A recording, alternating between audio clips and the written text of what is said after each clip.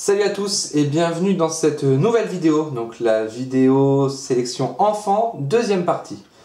Vous pouvez voir la vidéo, donc première partie grâce au lien qui va s'afficher sur cette vidéo. Et donc dans cette nouvelle vidéo, je vais vous présenter 4 jeux, donc 2 jeux coopératifs et 2 jeux compétitifs. Voilà, donc on commence tout de suite avec Kangaroo.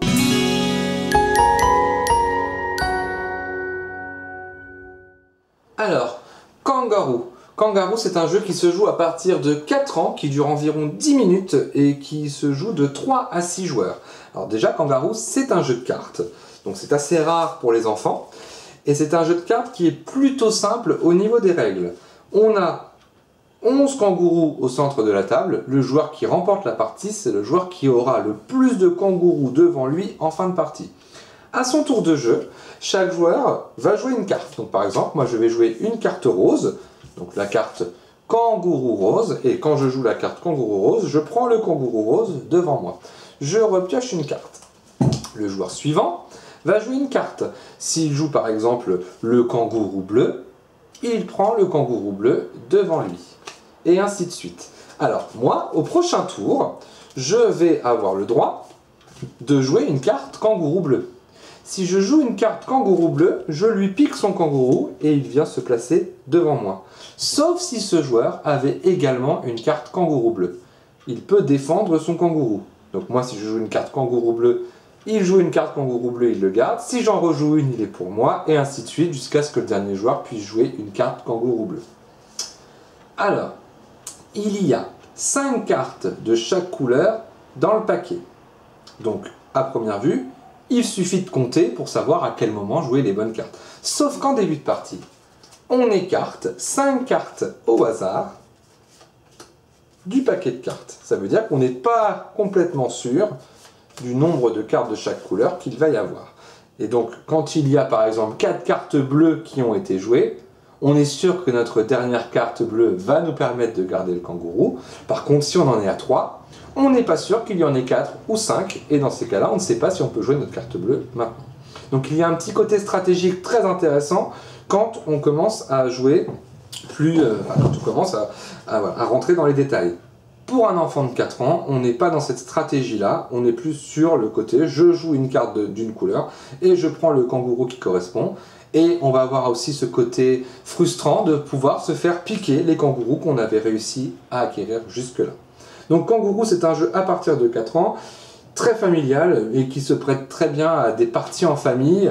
Voilà, on va s'amuser à se piquer les kangourous, à se les reprendre et en fin de partie, donc c'est celui qui en a le plus qui remporte la partie. On peut faire plusieurs manches pour départager des éventuelles égalités. Voilà pour Kangourou, donc un jeu de cartes assez simple et assez amusant.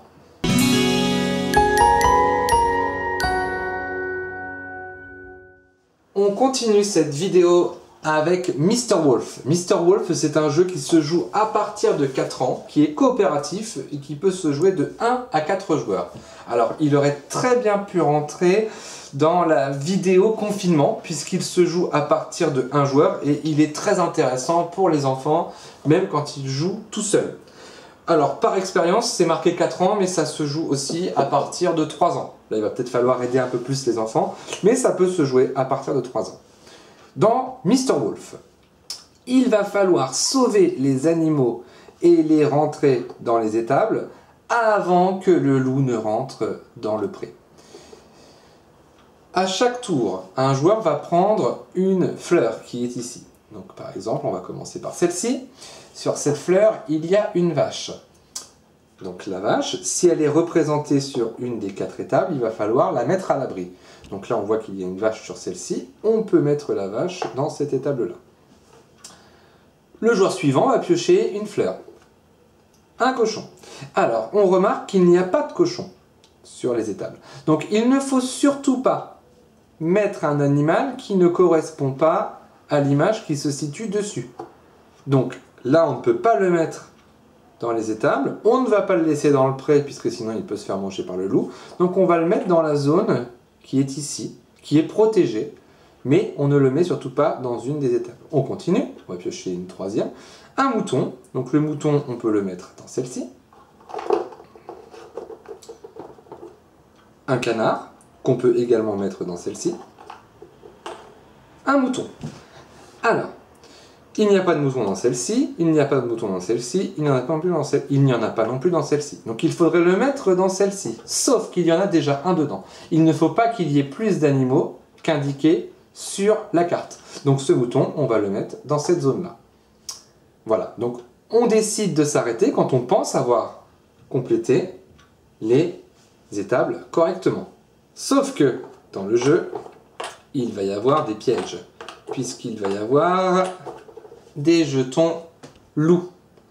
Quand on retourne un jeton loup, on le remet au même endroit et on avance le loup d'une case. Donc il faut mémoriser où sont les jetons loups pour ne pas les retourner plusieurs fois. Si on retourne trop de jetons loups, eh bien le loup va rentrer dans le clos et du coup, nous avons perdu. Si on pense avoir complété les étapes correctement, on dit c'est fini, on a terminé.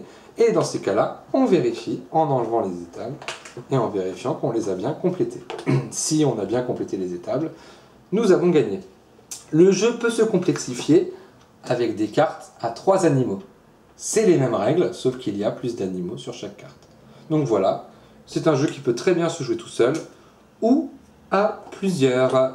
Voilà pour Mr. Wolf.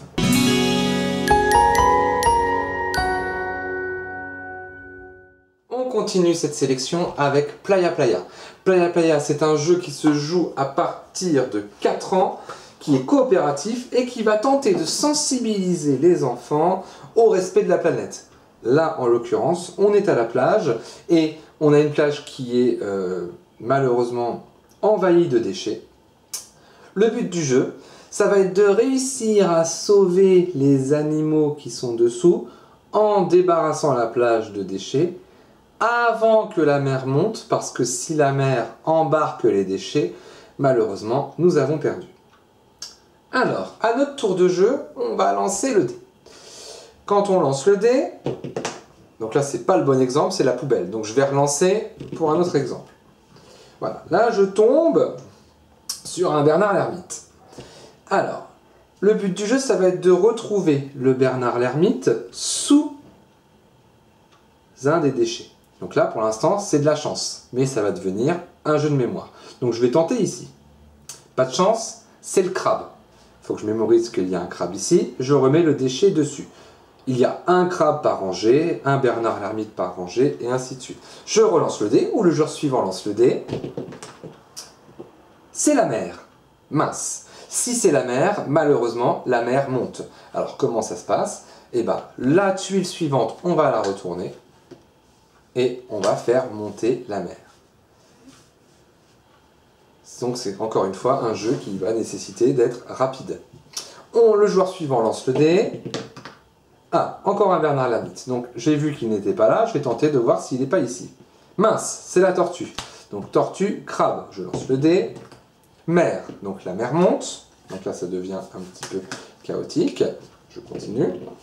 Le crabe, donc je vais pouvoir prendre cet objet-là et le jeter à la poubelle. Pour l'instant, mon crabe est sauvé. Je continue. Le Bernard l'Ermite, donc il n'est pas là, on va tenter ici. Il est ici, donc je mets mon objet à la poubelle.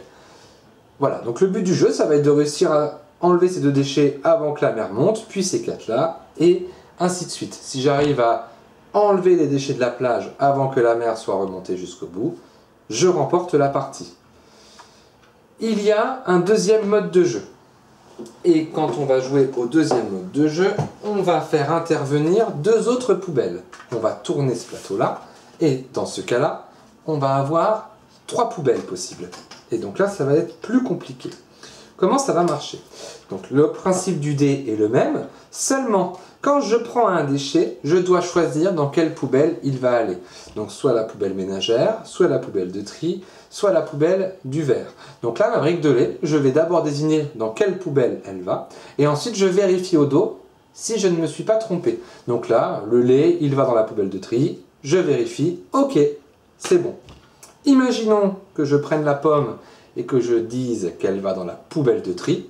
Malheureusement, c'était la poubelle ménagère. Je me suis trompé, donc le déchet reste à sa place.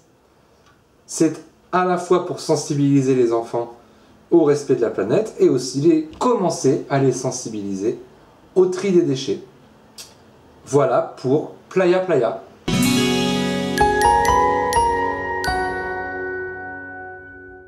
On termine cette deuxième vidéo avec Molo l'escargot.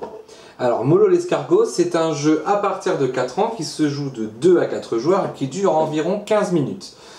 Alors, d'un point de vue personnel, autant dans la première vidéo, mon coup de cœur c'était Nom d'un renard dans les jeux coopératifs et jeux d'enquête pour enfants, autant dans les jeux de stratégie pour enfants et les jeux de course compétitifs, je pense que Molo l'escargot fait partie des coups de cœur que j'ai pu avoir ces dernières années pour tout ce qui est jeu pour enfants.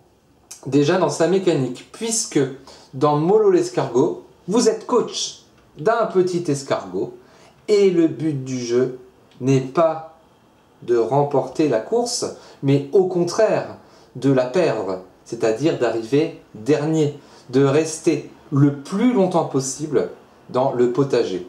Car tout escargot qui arrivera au bout du potager aura perdu. Comment jouer à Molo l'escargot? Chaque joueur va avoir 2 cartes dans sa main. À son tour, il doit jouer l'une des 2 cartes et en repiocher une. Dans les cartes disponibles, il y a tous les légumes du potager. Par exemple, si je joue ce concombre, mon escargot va se placer sur le prochain concombre disponible. Si un autre joueur joue le concombre, malheureusement celui-là n'est plus disponible, il doit se rendre sur le concombre suivant. Il y a des cartes qui vont vous permettre d'embêter vos adversaires. Il y a par exemple la carte, je vais la trouver, il y a cette carte-là, la carte escargot noir. Quand je joue cette carte-là, j'avance mon escargot d'autant de cases qu'indiqué par le chiffre. Donc là, c'est la carte maximum, il n'y en a pas de supérieur. Donc là, si je suis le bleu, je vais avancer mon escargot de 3 cases. Oui, mais il y a des escargots devant, donc quand je vais arriver à leur hauteur, 1, 2, 3, je vais pousser les escargots qui se trouvent devant moi. Il y a une autre carte qui permet de ne pas bouger. L'escargot fait dodo à ce tour-ci. Et il y a une autre carte qui va permettre cette fois-ci de déplacer non pas notre escargot, mais le dernier escargot du potager. Donc si je suis bleu et que je joue cette carte-là, je vais avancer le dernier escargot de 3 cases. 1, 2, 3. La partie va continuer comme ça, jusqu'à ce que tous les escargots soient sortis du potager, sauf un, celui qui restera, celui qui aura réussi à rester dans le potager, gagne la partie. Pour moi, le gros point fort de ce jeu-là, c'est de faire comprendre aux enfants que, dans certains jeux, il ne suffit pas toujours d'aller le plus vite. Dans celui-ci, au contraire, le but du jeu est d'être le plus lent. Et c'est en cela déjà que je trouve le concept très intéressant.